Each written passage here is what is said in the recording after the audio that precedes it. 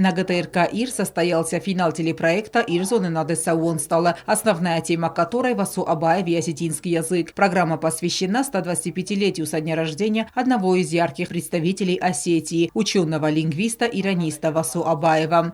В финал конкурса прошли 3 участника из разных школ республики. Конкурсанты были хорошо подготовлены, и отобрать среди них сильнейшего было непросто. Члены жюри в первую очередь отметили высокий уровень докладов. Прочтение их конкурсантами прошло на одном дыхании и окунуло слушателей в далекие времена.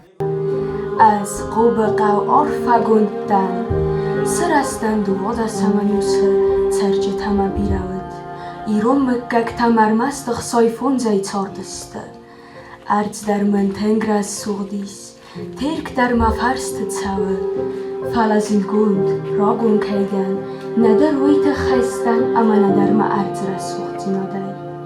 Дуне ма бозет то ануда саманусай мадуа кариковыд.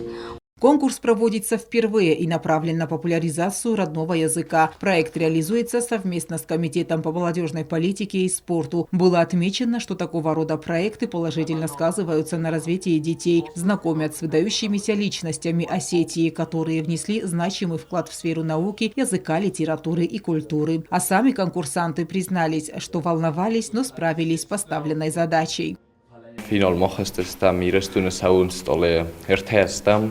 Ama rojartam, meiren qalmakasam fastivjetam.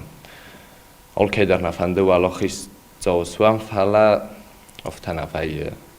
Ma jitakhchendaru erovzorjesta. Osh projekt ma mokhorgek men zochtitun ma nuk projekt rozoncht eleviemadam boshuma. Nemen az tun sh projekt jenis fala. Steko boshet nawet ten gochshok projekt rozendis.